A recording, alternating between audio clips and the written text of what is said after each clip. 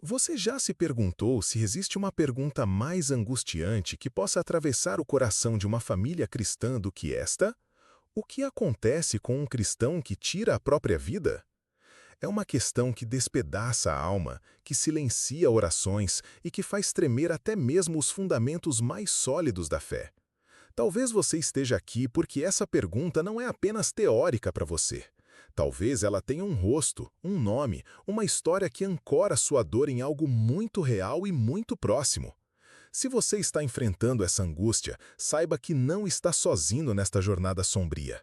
Milhões de corações cristãos ao redor do mundo já caminharam por este vale de lágrimas, questionando não apenas o destino eterno de quem amam, mas também lutando contra a culpa, a confusão e o sentimento de fracasso espiritual que essa situação desperta. O que você sente é real, é profundo e é muito mais comum do que você imagina. Sua dor não é um sinal de fraqueza na fé, é um testemunho do amor que você carrega e da profundidade da sua conexão humana e espiritual. Quando o grande evangelista Billy Graham era confrontado com essa pergunta, ele não oferecia respostas fáceis ou consolos superficiais. Ele compreendia que por trás dessa questão existe uma batalha espiritual complexa, uma luta que vai muito além do que nossos olhos podem ver. Graham sabia que estava diante de uma das mais profundas feridas da experiência humana, aquela que acontece quando a dor interna se torna tão intensa que a pessoa não consegue mais vislumbrar a luz no fim do túnel. Para entender verdadeiramente o que acontece com um cristão que tira a própria vida, precisamos primeiro compreender que estamos diante de uma guerra espiritual. Não é uma batalha que acontece apenas no plano físico ou psicológico, é um conflito que envolve forças além da nossa compreensão natural. É como se a alma estivesse sendo pressionada entre duas realidades, a promessa de redenção e esperança que Cristo oferece e a escuridão avassaladora que pode dominar uma mente ferida. Pense em Jó, aquele homem justo que perdeu tudo e chegou ao ponto de amaldiçoar o dia em que nasceu. Ele não tirou a própria vida, mas suas palavras revelam a profundidade do desespero que pode alcançar até mesmo os mais fiéis. Pereça o dia em que nasci, e a noite em que se disse, foi concebido um menino. Jó nos mostra que é possível ser profundamente amado por Deus e ainda assim experimentar uma dor tão intensa que faz questionar a própria existência. Ou considere o profeta Elias, que após uma grande vitória espiritual, fugiu para o deserto e pediu a Deus que tirasse sua vida. Agora, Senhor, toma minha vida, pois não sou melhor do que meus pais. Mesmo sendo um dos maiores profetas de Israel, Elias experimentou o que hoje reconhecemos como sinais de depressão profunda. Deus não o condenou por esse pedido, em vez disso, enviou um anjo para cuidar dele, forneceu alimento, descanso e gentilmente restaurou seu propósito. Essas histórias nos ensinam algo fundamental. A luta contra o desespero não é um sinal de falta de fé, mas sim uma batalha humana real que pode afetar até mesmo os mais devotos servos de Deus. Quando compreendemos isso, começamos a ver que o suicídio não é primariamente uma questão de salvação, mas sim um resultado trágico de uma dor que se tornou insuportável. Billy Graham costumava dizer que a salvação não depende de como morremos, mas de como vivemos nossa relação com Cristo. Ele entendia que quando uma pessoa genuinamente aceita Jesus como Salvador, essa decisão cria uma aliança eterna que não pode ser quebrada por um momento de desespero, por mais trágico que seja. A salvação é um presente de Deus, não uma conquista humana que pode ser perdida por uma ação realizada em um momento de extrema angústia mental e emocional. Mas por que isso acontece? Por que alguém que conhece o amor de Cristo, que experimentou sua graça e que tem a promessa da vida eterna, ainda pode chegar ao ponto de tirar a própria vida? Para compreender essa realidade dolorosa, precisamos explorar as profundezas da experiência humana e reconhecer que existem razões complexas e interconectadas que podem levar uma alma ferida a esse ponto extremo. Se você chegou até aqui, sei que está buscando não apenas respostas, mas também esperança. Continue comigo nesta jornada de compreensão. Inscreva-se no canal para receber mais reflexões como esta, que podem trazer luz para momentos de escuridão. Juntos, vamos descobrir que mesmo nas situações mais difíceis, o amor de Deus permanece inabalável. A primeira razão pela qual isso pode acontecer está relacionada ao peso das feridas emocionais não curadas que se acumulam ao longo da vida.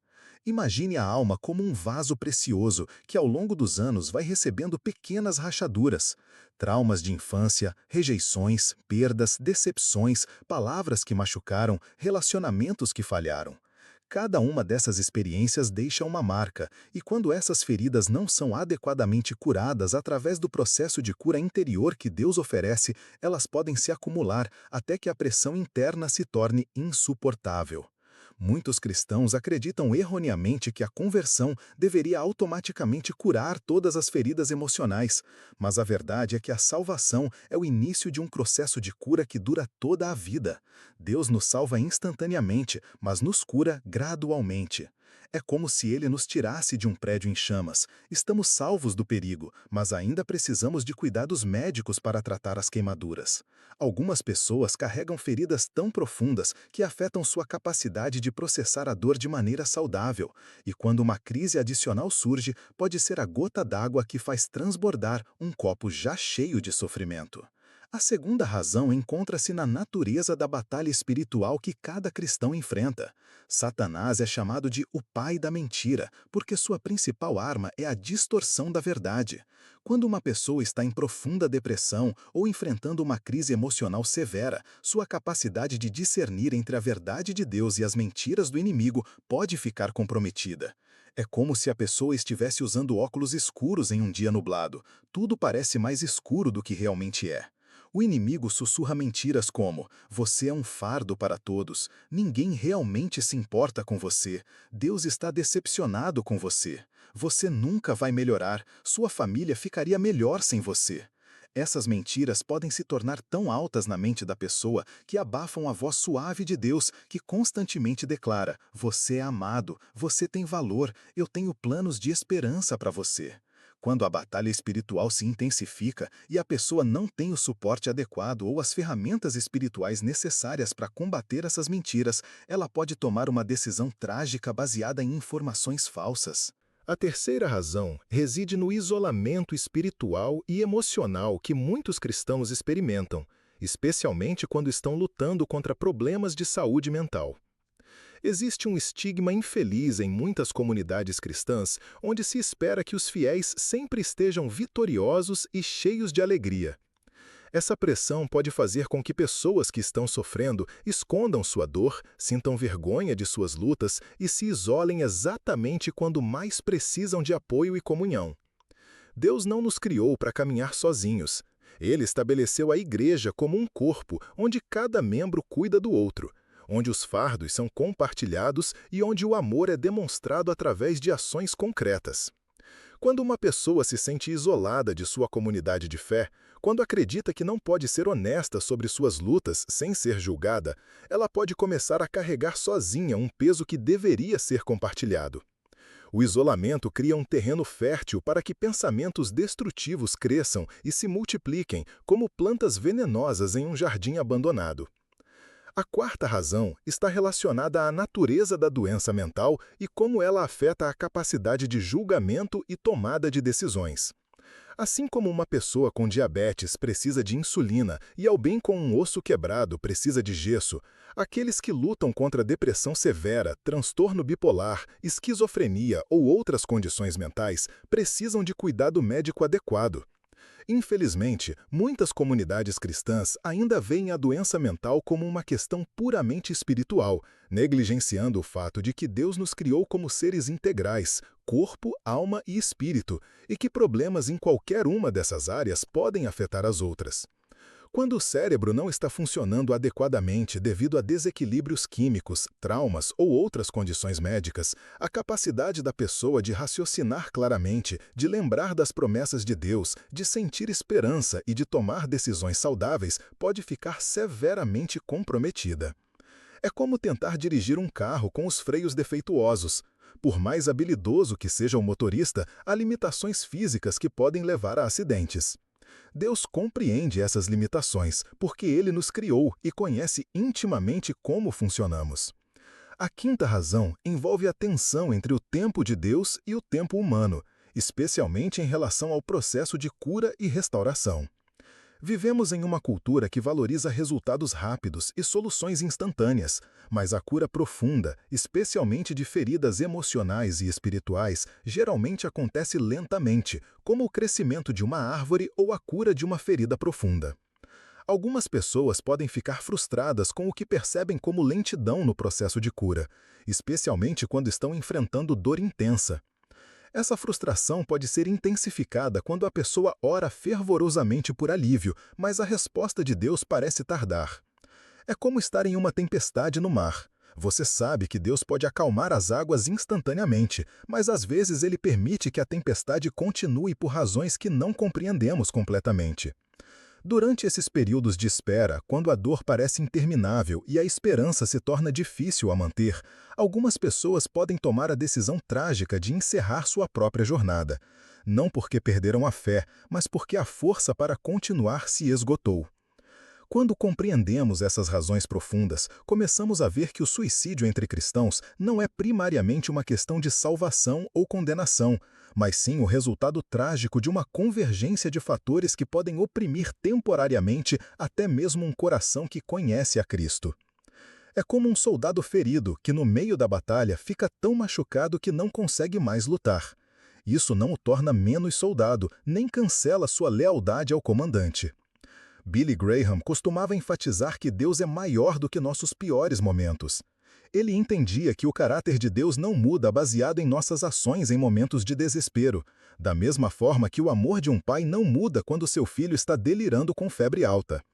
Deus vê além da ação para o coração, além do momento para a eternidade, além da dor para a pessoa que ele criou e ama incondicionalmente. Isso não significa que devamos minimizar a tragédia do suicídio ou ignorar a dor que ele causa. Cada vida perdida dessa maneira representa uma história interrompida, dremos não realizados, relacionamentos quebrados e um vazio que apenas aquela pessoa poderia preencher. É uma ferida que toca não apenas a família imediata, mas ondas de dor que se espalham pela comunidade, deixando outros questionando sua própria fé e lutando para encontrar sentido em meio ao sofrimento. Mas é exatamente nesses momentos mais sombrios que a luz do Evangelho brilha mais intensamente. A mensagem de Cristo não é que devamos ser perfeitos para sermos amados, mas que somos amados apesar de nossas imperfeições. Não é que devamos ter força suficiente para superar todas as batalhas, mas que sua força é aperfeiçoada em nossa fraqueza. Não é que devamos nunca falhar, mas que seu amor é maior do que todos os nossos fracassos. A esperança que oferecemos não é baseada em nossa capacidade de manter a fé em todos os momentos, mas na fidelidade de Deus, que permanece constante mesmo quando nossa fé vacila. É como um pai que continua amando seu filho, mesmo quando a criança está tendo um ataque de raiva. O amor não é baseado no comportamento do momento, mas na relação estabelecida. Para aqueles que perderam alguém querido dessa maneira, a cura começa com a compreensão de que vocês não falharam como família, como igreja ou como comunidade. Não há fórmulas mágicas para prevenir toda tragédia, nem sinais que sempre podem ser interpretados corretamente.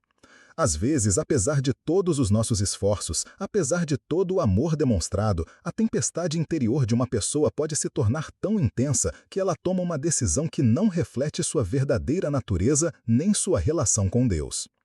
A cura também envolve permitir-se lamentar plenamente. Deus não espera que superemos rapidamente uma perda tão profunda. Ele mesmo chorou diante do túmulo de Lázaro, mesmo sabendo que ressuscitaria seu amigo. Nossas lágrimas são sagradas para Deus. Cada uma é coletada, cada suspiro é ouvido, cada momento de dor é compartilhado por aquele que conhece intimamente o sofrimento humano. Mas além do lamento, há também espaço para celebração, celebração da vida que foi vivida, dos momentos de alegria compartilhados, do impacto positivo que a pessoa teve no mundo. Podemos escolher lembrar não apenas de como a história terminou, mas de como ela foi vivida. Podemos honrar a memória daquele que se foi através de ações que demonstrem o amor de Cristo a outros que podem estar lutando silenciosamente. É importante também reconhecer que a cura é um processo, não um evento. Haverão dias bons e dias difíceis, momentos de paz e momentos de dor intensa. Isso é normal e esperado. A cura não significa que a saudade desaparece ou que a perda deixa de importar. mas sim que aprendemos a carregar essa experiência de uma maneira que honra tanto nossa dor quanto nossa fé. Uma das mais belas dimensões da esperança cristã é que nossa história não termina com a morte física. Acreditamos em um Deus que pode trazer redenção até mesmo das situações mais trágicas, que pode usar nossa dor para gerar compaixão, nossa perda para criar conexão com outros que sofrem, nossa experiência para trazer cura para corações feridos. É como se Deus pegasse os pedaços quebrados de nossa vida e criasse com eles um mosaico ainda mais belo do que o original. Para aqueles que estão lutando com pensamentos suicidas, saibam que sua vida tem valor inestimável. Vocês não são um fardo, são um presente. Não são um problema a ser resolvido, são uma pessoa a ser amada. Não são definidos por sua dor atual, são definidos pelo amor eterno que Deus tem por vocês. Busquem ajuda, falem com alguém de confiança, procurem apoio profissional. Lembrem-se de que pedir ajuda não é sinal de fraqueza, mas de sabedoria. A igreja também tem um papel fundamental nesse processo de cura e prevenção. Precisamos criar espaços seguros, onde as pessoas possam ser honestas sobre suas lutas, sem medo de julgamento. Precisamos falar abertamente sobre saúde mental, oferecendo não apenas oração, mas também recursos práticos e apoio profissional. Precisamos abraçar aqueles que estão sofrendo, não com respostas fáceis, mas com presença consistente e amor incondicional. Devemos também combater o estigma que ainda existe em torno da doença mental, reconhecendo que buscar ajuda psicológica ou psiquiátrica não é falta de fé, mas sim um ato de responsabilidade e cuidado próprio. Assim como não hesitamos em procurar um médico quando temos uma infecção, não devemos hesitar em buscar ajuda quando nossa saúde mental está comprometida. A prevenção também envolve criar comunidades onde as pessoas se sintam genuinamente conhecidas e amadas. Isso significa ir além dos cumprimentos superficiais no domingo e desenvolver relacionamentos reais, onde podemos compartilhar nossos fardos. Significa estar atentos aos sinais de que alguém pode estar lutando e ter a coragem de fazer perguntas difíceis e oferecer ajuda concreta. Quando Billy Graham era questionado sobre o destino eterno de cristãos que tiravam a própria vida, ele frequentemente redirecionava a conversa para o caráter de Deus. Ele lembrava que servimos a um Deus de amor infinito, justiça perfeita e misericórdia abundante, um Deus que conhece cada coração, que compreende cada circunstância, que vê além da superfície para as profundezas da alma humana. Graham entendia que há mistérios sobre a eternidade que não foram completamente revelados para nós nesta vida. Ele sabia que especular sobre o julgamento de Deus em situações específicas pode ser tanto presunçoso quanto doloroso para aqueles que estão sofrendo. Em vez disso, ele escolhia focar no que sabemos com certeza, que Deus é amor, que sua misericórdia é nova a cada manhã, que ele não despreza um coração quebrantado e contrito. A mensagem central do Evangelho é que somos salvos pela graça, através da fé, não por obras. Essa salvação não é algo que conquistamos através de nosso bom comportamento ou que perdemos através de nossos fracassos. É um presente que recebemos baseado na obra completa de Cristo na cruz. Se nossa salvação dependesse de nossa capacidade de manter a fé em todos os momentos, nenhum de nós teria esperança, pois todos nós temos momentos de dúvida, desespero e falha. Essa verdade não diminui a seriedade do suicídio, nem sugere que devamos ter uma atitude casual em relação à vida. Pelo contrário, ela nos lembra que cada vida é preciosa demais para ser perdida, que cada pessoa tem valor infinito aos olhos de Deus, e que sempre há esperança, mesmo nos momentos mais sombrios.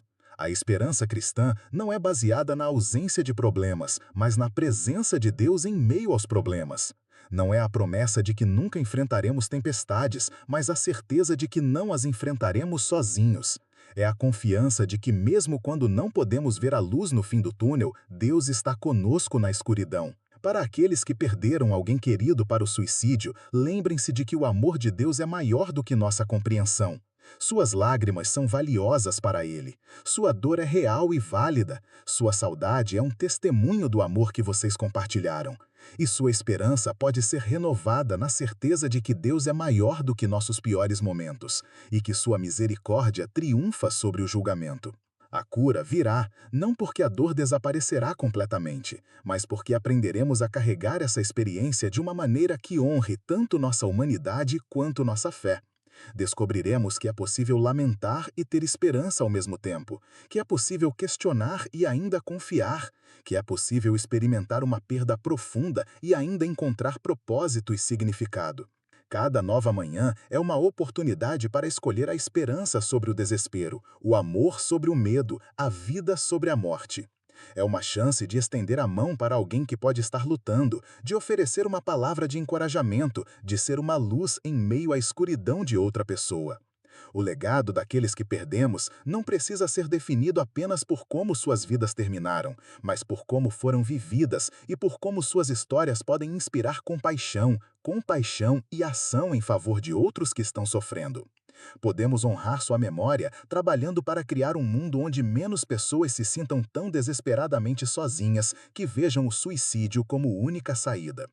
Que nossa resposta a essa tragédia não seja julgamento, mas compaixão, não seja condenação, mas compreensão, não seja isolamento, mas comunidade, não seja desespero, mas esperança renovada. Ao final desta reflexão, permita-me fazer uma pergunta que pode guiar sua própria jornada de cura e crescimento. Em meio ao mistério do sofrimento humano e da misericórdia divina, como você pode se tornar uma fonte de esperança e cura para outros que estão lutando silenciosamente? Como sua própria experiência de dor pode ser transformada em um instrumento de compaixão nas mãos de Deus?